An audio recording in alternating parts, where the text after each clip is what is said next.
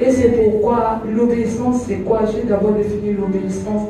L'obéissance, c'est s'abandonner totalement à Dieu. C'est de se soumettre, accepter que seule la volonté de Dieu se fasse.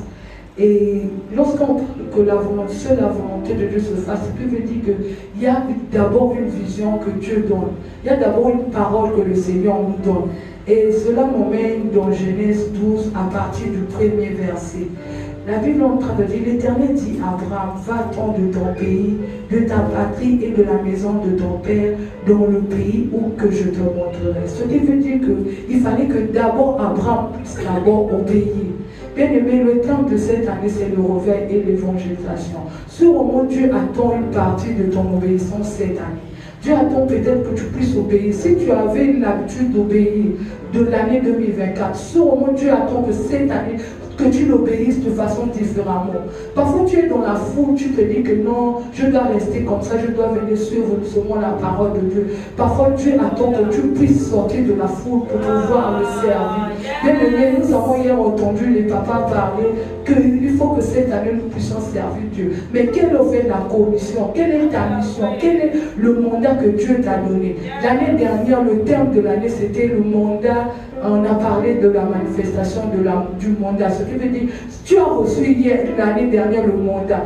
Maintenant, cette année, quelle est la commission que tu choisis pour pouvoir exercer le mandat? Bien aimé, tu ne peux pas aller évangéliser dehors si toi-même, tu n'as pas reçu un mandat personnel. Bien aimé, je te parle de quelque chose que du genre moi-même, si j'ai dû faire dans ma vie. Si je n'avais pas du genre obéi à le Seigneur, peut-être on n'allait pas se retrouver ici aujourd'hui et je n'allais pas partager la parole de Dieu ce soir.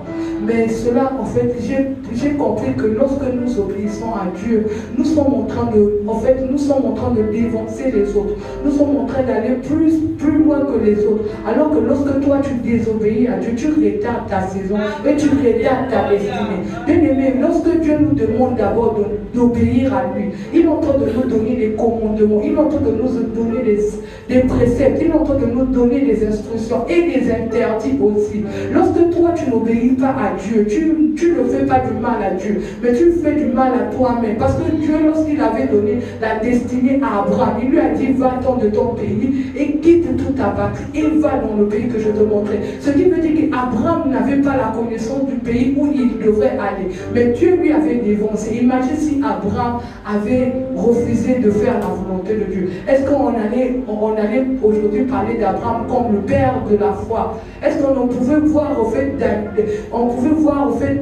Abraham aujourd'hui